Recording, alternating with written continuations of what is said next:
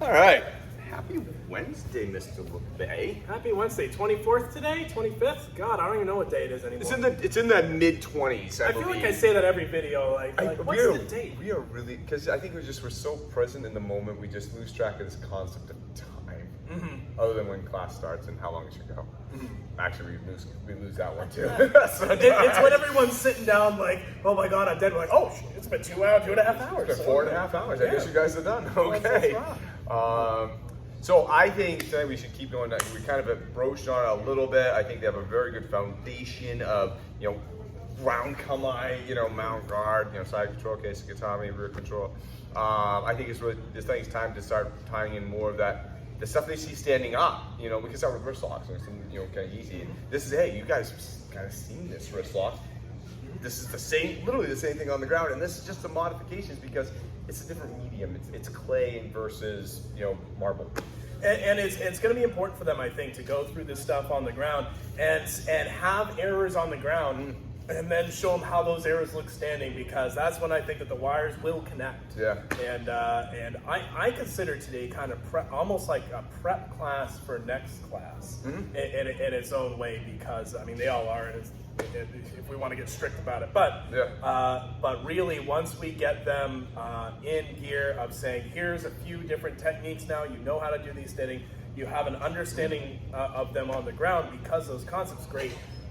Maybe we could start getting some flow in on them here, coming up here, once they can show some defense against some common ground attacks. Yeah. No, I love it. I go tonight. I mean, I'm not really sure that I obviously like to have good wrist locks and stuff like that, but I'm going to just maybe really kind of tie it and map it in form, and so they can understand it is just techniques on the ground. So, all right, it's a mental game. Let's go teach some concepts. Do it. All right. All right, so Monte. So happy Wednesday, everybody. So we're now getting to that kind of point in ground where it's really so important for us to kind of start talking about the things that you guys kind of already know that have seen before. Now, granted, I know not all of you have seen all this stuff before, but so I'm kind of talking in general terms, because like I said, they're not ground techniques on the ground. That being said, there obviously are some different things that happen on the ground that we gotta know.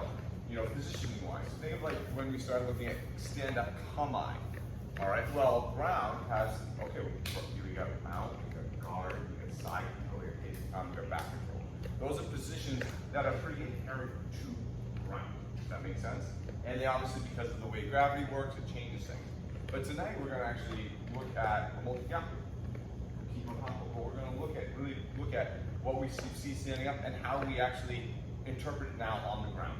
All right, and hopefully the goal is that you come out of here and see like, oh, that is truly just a standard version of multi-gapping, but because we're on the ground, and either in guard or in mount or whatever, that's how it has to transpire. They'll kind of tie it all together in your head. Does that make sense? Okay, so let's start with Mr. Shearer. Let's just start with the upstairs version that he's going to throw in a right lunging punch. We're going to come here, right. All right, that's where we're going to start. And so that's where we're going to start. We're going to leave it right there for right now. So again, just a couple times. So I'm moving out of the way, capturing, rotating into that back shoulder. All right, I'm not going out, not coming this way. I'm actually from here, I'm rotating into this back shoulder and kind of taking it down where I want. You want to see that? You know it. Maybe want to feel it real quick, just to jog the body. Yeah, come on in, come on. Okay, both at the same time. Cool. All right, so Kyle, come in, right lunging punch, just kind of getting out of the way, capturing in this omote.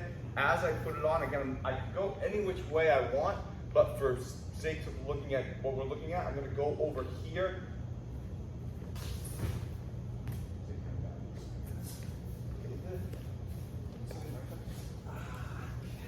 Capture. Again, going to that shoulder, putting that omote on. I'm going to fall right down. Okay, makes sense. All right, let's start there, and then we'll look, okay, well, how does that look on the ground? I got one other thing on this, and it will translate to what we're doing on the ground, so I said if I can borrow it. As he's coming in with that punch, I'm not coming around like this and grabbing it. As this is coming, I'm moving out of the way, and then capturing it with this hand. So I'm actually using this as a block, but I'm rotating this back hand into position, capturing it with this, and then applying. Okay, and the reason I'm being picky on that is because that's going to be what happens on the ground. Okay, so let's hit it one more time over here. Ice comes in, I'm moving off the side. Oh, getting out of the way. Rotating, capturing. Okay. I just want to make sure that we have that clear. All right, go ahead.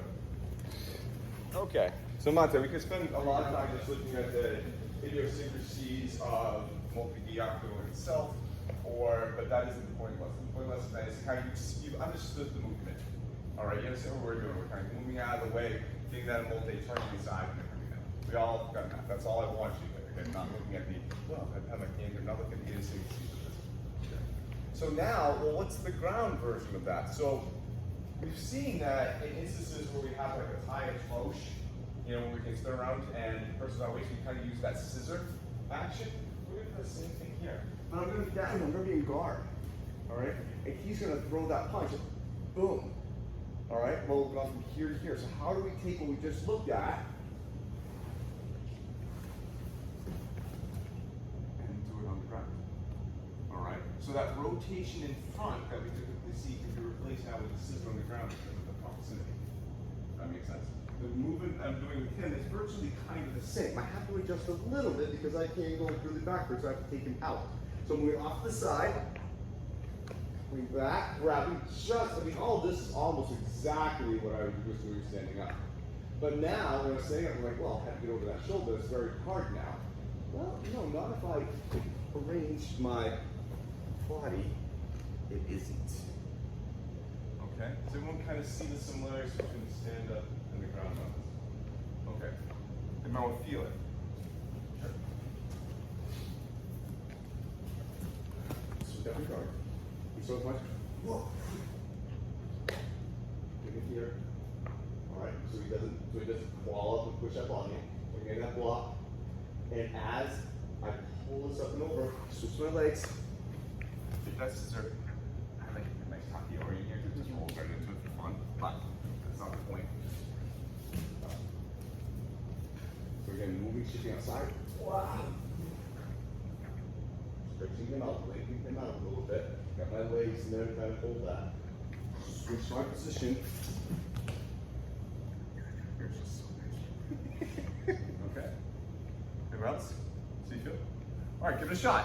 But does everyone see how they're very, very similar? Do you see it? That's the point. All right, go ahead. Hey, I want to point out something that can happen here, and Mr. White's doing it very well, and it's easy to miss. Yeah, there we go. If I have Mr. Harper, and we're coming in, we have that punch. Whoa, we've gotten out of the way. We've gotten our cover here. What I see some folks doing is they take the hand here and they kind of roll across their back, and the telltale sign is that your toe is going to be pointing up. What I'm doing right now is I'm actually not really using my hips and body very well. I'm now being forced to rely on the strength of that inner hip and my grip strength on the wrist. If you'll notice, what happens is just like we were doing the stand, Mr. White is switching his hips to the other side. And that is using your hips to drive the technique. If we're standing up, you all have seen this before, where people do this. And you can tell Ms. LeBay didn't have a lot of hip in that. Yeah, you're absolutely right. But hips are rotating and driving this sucker. That's what we want to have happen. It's the same thing on the ground. So it's not just rolling across your back, it's switching your hip. You'll get a lot more torque that way. Keep going. Not a little bit more. Yeah, I think. Really, really important. Yeah. This is important, and it's coming up. It's coming up here. Mr. Cheever, can I borrow you, sir, please, if I may? So we're talking about trying to drive this with our body and switching our hips. I like to imagine I'm taking a big scoop of Eric Cheever flavored ice cream as I'm here. Here's my scoop. It's going to scoop up this way. It's going to go in here. If I don't do that, and I just try to lay on my back, what gets left behind? This leg, what's he going to do? Yeah, he's going to pass that, and all of a sudden I'm like, oh no! Oh, The ice cream fought back. Damn. That's a goal. So, as I sit here and choke to death my own spit, great defense class, right? So here we are. I'm using my right leg to pull against it. There's that hamstring right there. We're kind of doing this in warm-up. You can put this on the floor to help if you need, but it can also stay right here. Here we are. We have scooped our hips to the other side of this. And then what happens is, say I lose this, say we're sweaty, this slips out, he pulls it back. Oh, we're still in the fight. We're still in there. I really, really want to see you guys switch your hips and not leave yourself vulnerable to a simple guard pass. Because we didn't use it again. Everyone stand right here. So again, do the first position for you. So everyone just stand right around. I want you to look at the alignment of their spine. Right there. Okay. So Mr. Cheever's spine is different to the base spine right here. Mr. Cheever's supposed to be going that way. If he just rolls in place, and he has to pull Mr. Cheever over him and around. Do you see that? What Mr. Bates is going to do, he's going to take his spine, and with that scoop, he's going to put it over here. Now, you see that? Before he would have to go all the way over. So he moves his spine over. And now it just drops him. You got to put him in a hole, right? Just like stand-up. This is creating a hole for him to fall into. Exactly. It's the exact same thing. Cheers. Keep working. That's how you create a hole in the ground. To bury them in. Kamata. Aaron, can you show people that please? Stand up version. He comes in. I'm moving up to the side. And I'm going to keep this arm extended on him. So I'm not going to let it break down. So I'm going to come around and keep his arm extended as I come in and around. And notice I really didn't have to get too close to his shoulder. I about that far away before he fell down. This time he comes in. Ooh, I'm moving, and for some reason I'm going to go close. Ooh, he bends that arm. Man, I'm going to have to get all the way in here before he falls down. So you see that relationship? If his arm is extended, I don't have to rotate as much. So I'm going to see it. Do it again. One. So look where he is and look where I end up. If I keep this arm extended this way, I only need to go to about right here. If that arm breaks down, and if the elbow collapses, remember I could go there, I need to go all the way over here. I need to do almost another half turn because that elbow took a lot of that pressure off. I need to make up that pressure with my turn. Does that make sense? See it? Well, I'm on the ground. I don't have the turning radius anymore. I just lost 180 degrees of it. So if we look at that same premise, and I keep him extended, but now because of the ground, I have to extend him this way. I can't extend him down this way. I have to extend him this way. And I keep him extended. I get to go right there. And Aaron goes over it. I bring it in. Yeah. And I keep it tight. That elbow breaks down. Ooh, he would have gone over by now with an extended arm. Just like standing, I gotta rotate more. So what should we do? Let's make our life easier. Extend the arm, please, thank you. That was a long way for me to explain. Please just extend the arm. All right, it will make your life a lot easier. We don't. We're not going to take much time to look at this, but I want people to be aware that it exists because there's an extensive amount of variations to guard. And if I have Mr. Harper, we were just talking about this. One of them is rubber guard, and this is a great opportunity to practice using it. So as a oh god, here we go. So we're kind of playing with distance, right? We're not necessarily right underneath it, which we will be. We will be a lot closer here in a second. But what I'm going to do here is, as I switch through, see this right leg and right foot? I'm going to switch that under his thigh and hip. Right here. So as I switch, now you have lifting power in addition to what you're doing. That's very, very, very useful in terms of keeping somebody from lowering their center of gravity or potentially spreading their base out. Because even if they spread their base out, they have good defense. This allows you to say no, and you can lift it right back off the ground. It's surprisingly strong, and if you're so inclined, go ahead and practice it. Do you need to see it, Matt, or are you good? Okay, cool. Continue.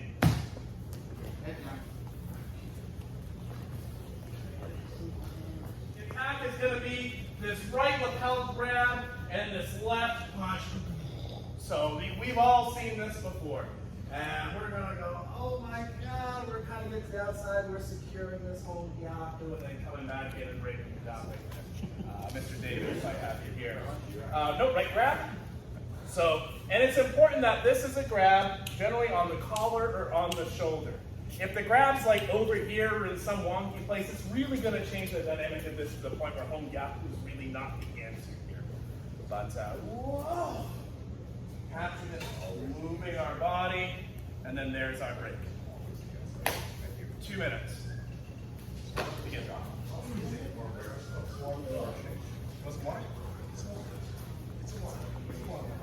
Everyone can probably already visualize this, so I'm not going to demonstrate. Just go and do it. I'm just kidding. Mr. Aaron, catch right here. So now the attack is they're grabbing your. Well, for right now, we'll keep it consistent. So they might be pushing you down on this side to pin your weight so they can punch you. Or they might have grabbed your sleeve or something like that. But either way, this hand is on you. The good news is that this hand's in my territory. And I like that. So we're going to be doing Ichimonji on the ground and using it as a striking opportunity, an opportunity to get him again. So his punch starts coming in. Whoa. So right here. Notice we have our forearm right here. You can almost call it Jumonji if you really want, but I prefer from here, slides down the arm, switching back to the side. I like to get this guard right up so he can't escape. That's a good time to push guards. Switch the angle a little bit. Whoa. Here we go. And then there's your break. Very straightforward. Now it's not this because you'll get wrecked. Have you ever in stand-up turned around too much? It's not this. Because now, all he has to be exactly, all of a sudden I'm in a lot of trouble and I don't want to be there. What I'm doing is we're coming off on angle, in kamae, sliding down the wrist, turning our body just the same way you'd set up a hongyako upstairs, and then pull a high, this is called a high guard, a high closed guard, and then you just pull him into his own wrist as the bones crunch and the blood starts to flow. Yeah? This is the worst position to have a hongyako put on you, in my opinion. It really, so actually in all seriousness, I mentioned bones crunching, they tend to do that, so if we could be gentle with this part, because it does get vicious. Do you need to see Mr. Aaron? Would that be helpful? Volunteer, anybody want to? Okay. Did 3 hands go up? Yeah. Wow, so here we are. So that's a grab or a push, yeah. Whoa, getting out of the way of that punch, delivering, hopefully a strike. Notice that we have the side contact on the arm. And then here we are, and there's your break. He goes to try to move or pull his arm out. He can't really pull his arm out, my leg's in the way. If my guard is down here, he can pull his elbow back a lot easier. Which is why I advocate for that high guard. Was there anybody else that made you feel? I'm so sorry. I feel like I saw hands go up. Whoops. Say grab. Yeah. Whoa, God, getting right out of the way. Oh, he's stretched out. That's okay. If they fall, guess what? You can actually work this right up into a mounted position as well and still get the break. If they fall, sorry. Questions? Go. So Monte. So like tomorrow, So let's not forget, I mean, we're kind of being, we're here and standing up and stuff like that. This is really, a lot of this has to do, obviously, but if I sink, that actually does, I'm not going to put any more pressure on him at all. I'm going to sink. Oh, that brought the tap. So me using gravity down that way actually affects that. Do we see that? Right? So it's not all just, it's not all right here. It's the whole body. Oh. Well, if that's the case, then how do we do that on the ground? Cool. How do we do that on the ground when gravity has changed? I push him out. If he's up a little bit higher maybe, and I have my legs on his hip, and I'm not going to change this. I'm just going to push my hips back. And that gets the tap. Even to the extent where maybe I was in a shrimp.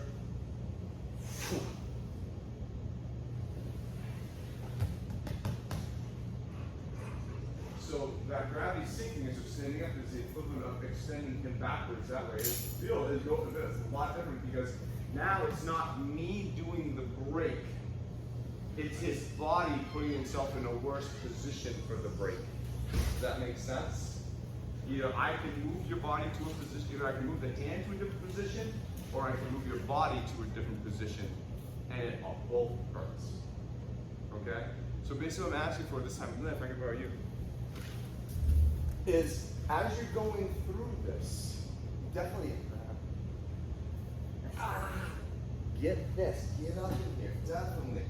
All right, but when you get here, try and you get, what happens if I actually, oh, makes a different ballgame, doesn't it? Yes. All right, and you'll see that it's not much, man, there's a massive effect on their body because it lengthens the leverage that they have to break their arm. All right, and that is the equivalent of me and Lynn were standing up here from me just doing this or me doing, oh, different story, right? Okay, so let's give that a shot. Let's look at the full body. Okay, so zenith of torque rules apply here, all right? And then for those people who don't know what we're talking about, Mary and I stand up for a second. And I have them in a hongiaku, right at the point, like right now. If I apply any more pressure, he's going to be in pain.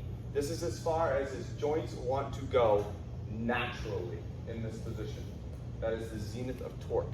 Now, I'm gonna totally keep the pressure that I have, and I'm going to move. Well, Aaron's okay now. My pressure is exactly the same, because the pressure that I need here is not the pressure that I need here. I need a different amount of pressure here. I need to get him back to that zenith of torque. He always, no matter what I do, has to be in that zenith of torque. All right, which means I have to have constant pressure finding that position at all times, no matter what. If I keep the same pressure, oh, I have to keep applying and adjusting. Same thing applies here. His body's moving, so the zenith of torque is here, right? But if I don't change, yeah, come on up, go that. So zenith torque's right there. If I push him and I don't change my pressure, you're actually kind of good, right? But as I push him off, that zenith of torque still plays into point. Okay, so the zenith of torque, it will come into play on this. Does that make sense? It's the fact that he's extending and that torque is still at its max. That's what makes it worse. Okay, so if you don't have that, then the technique won't work. Okay? All right, go. Because I've seen a little bit, one minor detail, we'll just do it from the Sandy version, Mr. Whitehead, if I have you, sir. So, generally speaking, this happens. I hope if someone grabs you by the collar, you're not just like this. or like this, where this hand's way out here. Generally speaking, we want to have our hands in a position where we can defend ourselves, right?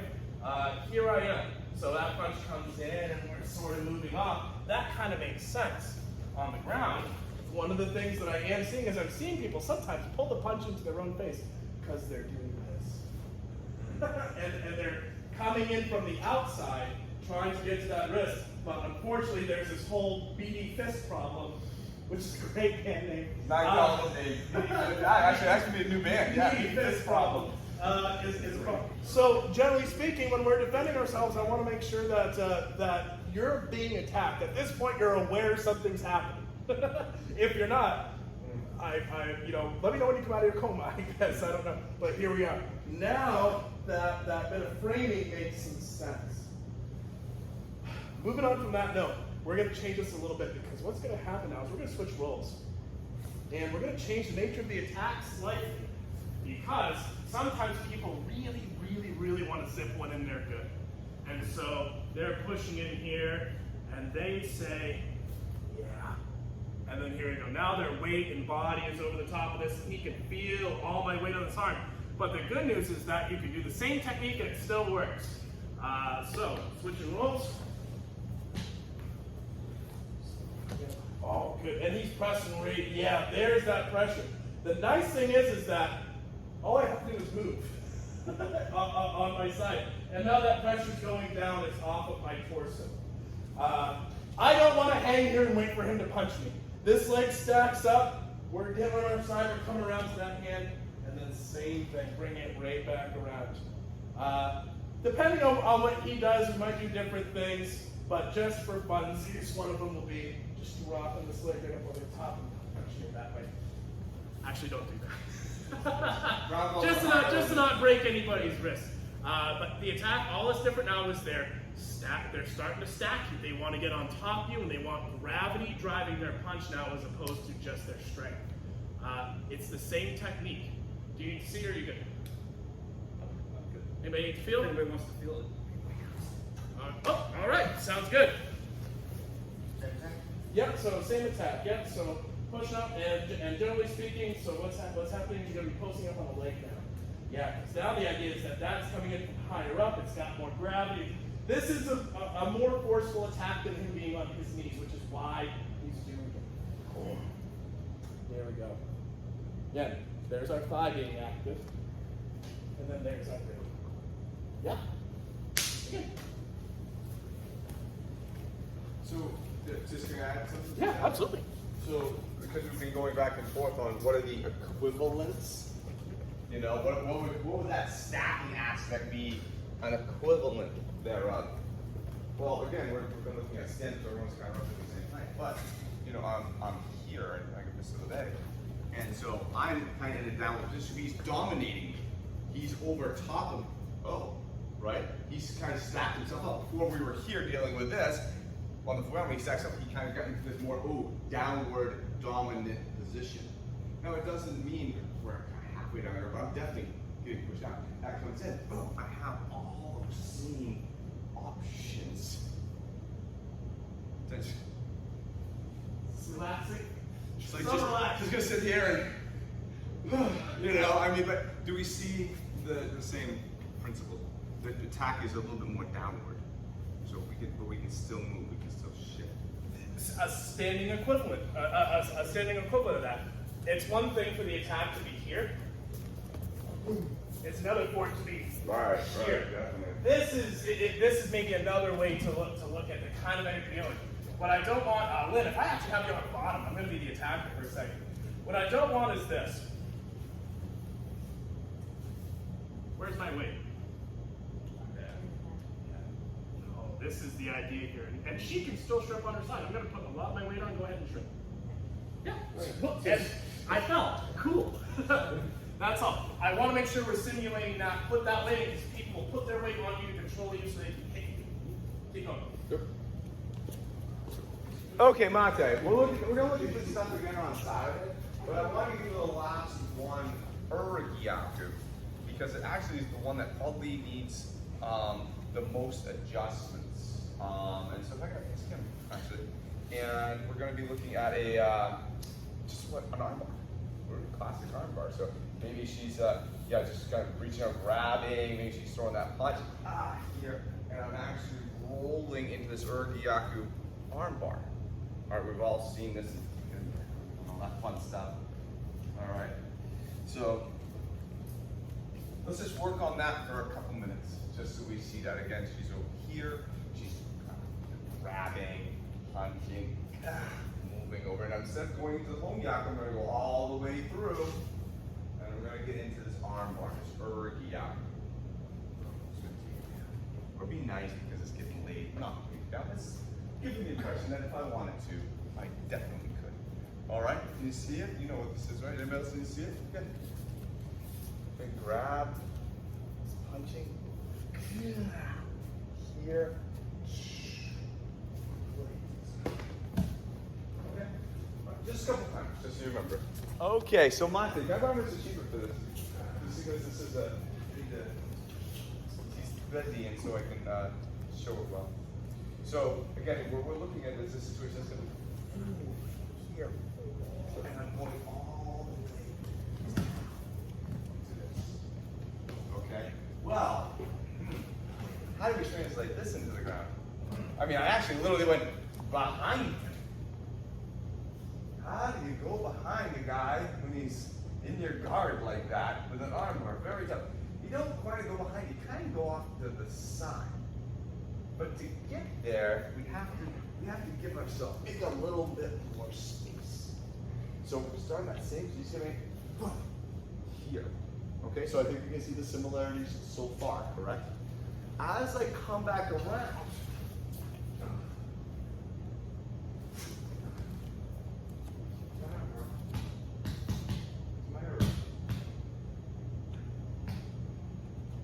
I'm starting to get a tap in the and there's my error, right there. Now this can easily switch back. Like that. And which would be more common to see. But as you can tell, he isn't too thrilled about life right now. Okay. So the only real difference I had to put in was I needed to kick that leg out. And kicking that leg out, here, and as I kick it out, I immediately pull it up. That's what gets me. Do you see it? Do you see the position relatively? Here, I'm kind of on him on this plane because that's the ground. I lost 180 degrees. Whereas before, I was here. I'm just this way this time. Does that make sense? And the only thing I had the difference because to get to there is I need to kick that leg out and I kick it out and pull it immediately up. You want to see that? That's important. You don't do that, they'll fall on your leg. Exactly. You're gonna start so basic, exactly. See? Yeah. Cool. As I kick his knee out, my leg's gonna go that way automatically, but he's gonna fall fast. But luckily, I'm gonna actually kind of hold him up a little bit with this. Give myself a second. I'm gonna kick it out and bring it right up here.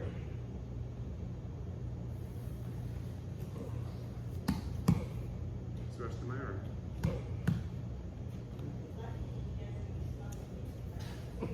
I mean, we can get really mean and nasty from here and do a lot of other fun stuff. But do we see the similarities of what was happening standing there? If you don't, let me know. I'll do it another 8 more times so it's cheaper. Or do you? Do we see it? Okay, does anyone want to feel it?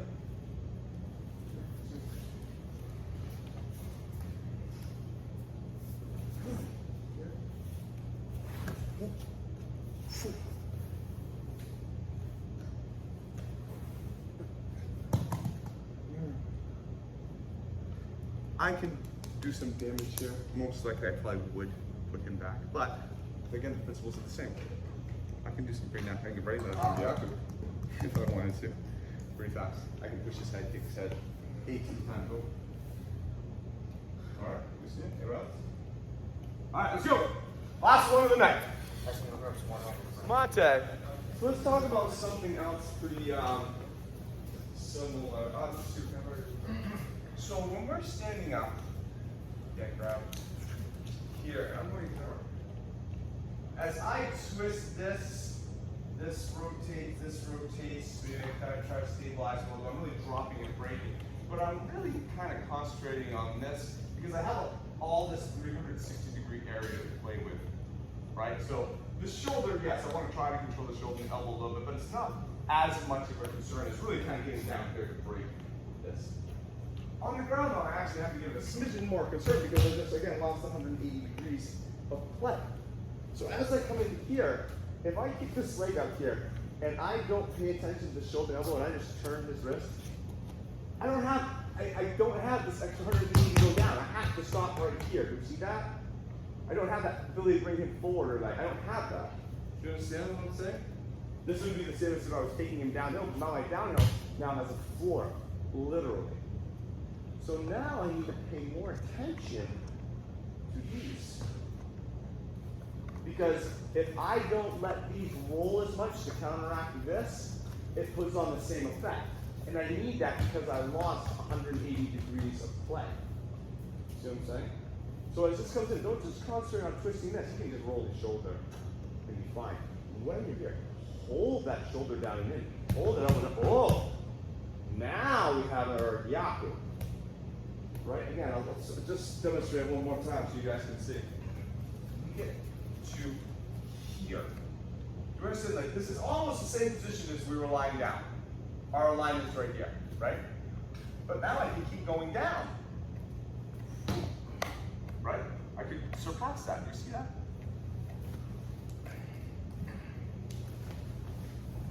This is that same position. But I can't go down more. So what do I do to compensate for that? Well, because I had all that down, I didn't have to be concerned about his shoulder and elbow compensating, because I was just going to crush it down there. Well, now I'm going to get concerned about it. And I hold that back. I'm going to tuck my in here a little bit. I'm going to push right straight across this. I'm just going to make him play a song. Okay. All right. So really, when you're down there, and it doesn't have to be a lot. When this leg's here, this one is going to just put on the shoulder, because the arm wants to do this. It wants to compensate. You put that leg on that shoulder, that can't go. You put your hand right here, that can't go. What's the last thing that's going to go? The wrist. And that's the goal. Isolating the joint you want to break. Yeah, because you don't have all that dropping area that you had when you were standing up, so you have to make that adjustment. Does that make sense? Good shot. You can see some taps go a lot faster. Come on in. That was a lot of fun.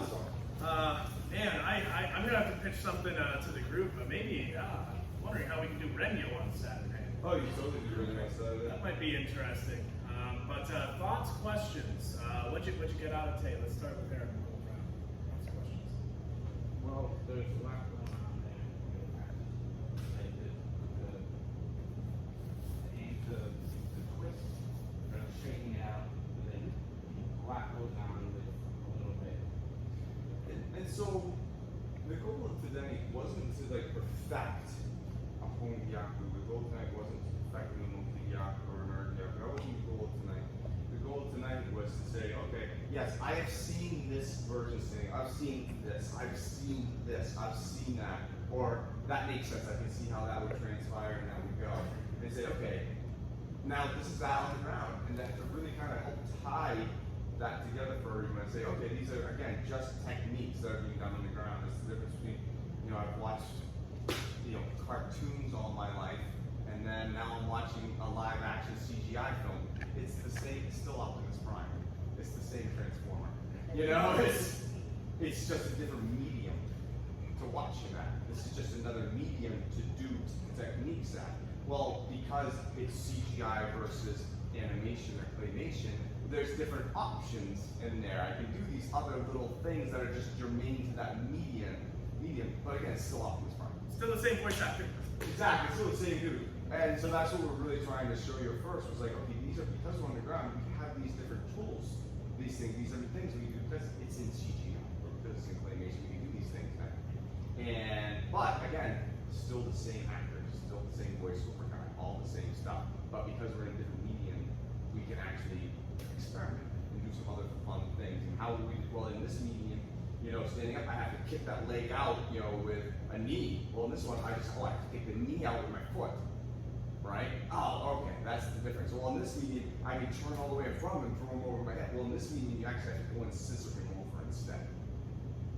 Does that make sense? That was the goal for tonight, was to try to basically show you it's not GoBots and Transformers in claymation and CGI. It's always the Transformers. That makes sense? No matter what, it's always Optimus Prime. This metaphor is not an endorsement for Avatar the live action. Just trying to make a base point. Does that make sense? Yeah. I'm probably the minority of people who like the live action Avatar. You never came back. I noticed how two techniques that look exactly the same, standing up or on the ground, feel very different in both scenarios. what do you mean? Like your 180-degree analogy, I lose a lot more mobility on the ground than I do standing up. Oh, yeah. So it feels so much different losing that mobility. The way you have to use your partner as an anchor to help you move, the way you have to put your feet on the ground to move, it does change. You're ultimately building, as I think you hit on actually a really good thing, you're still setting up a lot of the same relative angles, a lot of the same relative concepts are at play, but in order to achieve those, you're in a slightly different environment and you have to move your body. It's going to feel foreign if you haven't done it a lot. So that's a good observation. No, it's true. Well, there's a lot more friction on the ground between you and your partner, you and the Bertuge, and you and the floor. It's not, you don't have the freedom of movement. It doesn't mean the technique can't happen, but the freedom of movement it's different.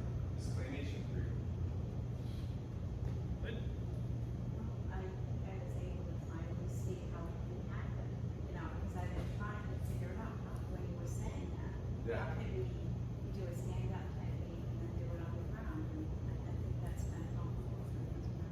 Good, that was the point. Good, right. All right, so Agreed. I don't care if anybody else got anything else. Lynn was like, Lynn got it, I'm happy, man, okay. No, seriously, that was the point of saying, that was really the point of the lesson. I think kind of a little bit both of these. It's like it's still kind of all driven from your hips, anyways. Except it's more not necessarily pronounced or important, but it's more apparent when you're on the ground because of that lack of 360. So it just reinforces that everything comes together. Yes. I will agree with you. I think that in general you're going to see a bit more dramatic hip movements. A bit, yeah. I'd agree with you. Mr. Eve? I think the main thing is because you've lost a lot of mobility. Don't be afraid to use what you've got. You know, if you've got your legs down, your opponent, that's where your anchor's going to be, and that's where you're going to twist. If they happen to fall over while you're doing it, good. Power to you, yeah. Yeah. If that's where your hips are, then that's the only way I can move this stuff. If I've got a good purchase, make it 1 foot on the ground, but if you're trying to move your hip, and you've got 1 foot in the air, use that foot in the air. You can't move. The whole point of the exercises this morning before class started was just different ways of using your hips and body with the body attachment. That's literally all. Isn't that a little abs stuff for it? Because well, who doesn't want that? But you guys get what I'm saying. I agree. It's starting to feel a little less alien to me just because we've been getting a lot of reps in the last few weeks.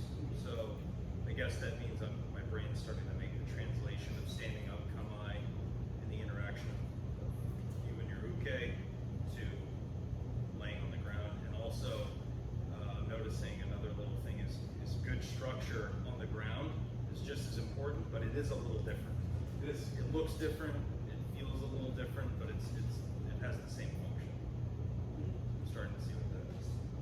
Ichimoji on the ground is different than Ichimoji standing up because in the way that standing up you can open your hips in this direction and it works very well, but on the ground you lose some of your purchase doing that, so really you kind of have to have the hips a bit more closed. But the angulature, the distancing, a lot of the same objectives that Ichimoji can accomplish can be accomplished on the ground in a similar fashion. I agree. It's still Well, I'm pretty good at yeah. But like I don't really have that comparison, but what I was picking up was really good stripping is like very important, and it was pretty much what was driving almost all of those. And stripping is the ground, the standard equivalent of moving very well and changing back and forth. And so what's going to be interesting, like you guys are doing Roberto, kind of started, this is kind of like the first thing you're seeing, is you're going to reassociate groundwork to stand up. As opposed to these guys are trying to associate stand up to ground. You know, so you're going to have a totally different look at this, like, oh, hey, that's that ground technique, we're just doing it standing up. You're like, what are you talking about? That's the stand up technique, you guys have to learn on the ground, so that's kind of cool. One of the other things too, is like incredibly different with this is when we're standing up, it's pretty clear who's the defender, who's the attacker. The position things like, okay, you're the attacker. We don't ever stay in the same position but switch the mental roles. It's like, okay, I'm throwing the punch, but now I'm the winner. I'm punching you. You're the UK. Like, wait, that doesn't usually happen. We could have done all of this in the same position and had the guy in guard, then the person using the Imokiyaku or the Uriyaku. Right? Because we're looking at these positions going, okay, down guy is the good guy, he's winning. We could easily put the guy in guard is the guy who's winning. These positions are neutral. It's your perception of the situation that says, okay, who's the UK and who's the Torp? Right? Typically we don't have that standing up. So we take that and say, wait a minute, you tell me, well, these guys they both could have done, absolutely. And so now it actually goes from there. So, I mean, we could easily take this class and just say, okay, we're going to do the same. We're going to literally do the same exact class in the same exact format. But guess what? The guy in guard, the guy who's actually in between the leg, he's actually going to be the one doing it. He's going to be the one doing it. So, I'm sorry, doing the Mugiaku and doing Kura. It's like, oh, well, how does that translate? It does. It does. And then, okay, what if it's on mountain? Or if it's inside? You know, what if, and then we switch roles on top of that? Like, I'm the guy on bottom inside control, you're trying to do a multi. Well, I'm the guy actually looking down side control. You know, so that actually just then takes it and just kind of blows it out like a square root of the potential of these techniques. But again, they're all the same. But that's one of the reasons to it. A lot of stuff's very fast. And then she's like, what is going on, guys? I don't understand. Aaron, get that ball from my mouth or what? I thought you were a brown belt. Yeah. Cam, thoughts? A lot of what Aaron said, because I guess when I was learning, a lot of people thought more I was a so it was a lot of just trying to get the technique and twisting it properly. So there's a lot of this, and you can't do that on the ground so much, so it really enforces how I have to Good ice cream scoop technique is important. Yeah. Yeah, if you're doing this on the ground, you actually think it may actually tighten you up when you stand back up, because you're not used to being able to do this. Yeah, so those things you're saying, when he says to stand up like this, just not doing it, it's like that doesn't feel like an option. Now you see the power in your hips and in the way you move them. So yeah, that sounds like something right out of a Shakira It song. really does. Now you see the power. I think that's actually her autobiography. So, all right, guys, nice job, good work. Don't worry, come to the front. All right, it's time to play now. Now you can play Lana. Oh, you have it. I think. So Aaron, go. Oh. What I do is- Oh my God, there it goes.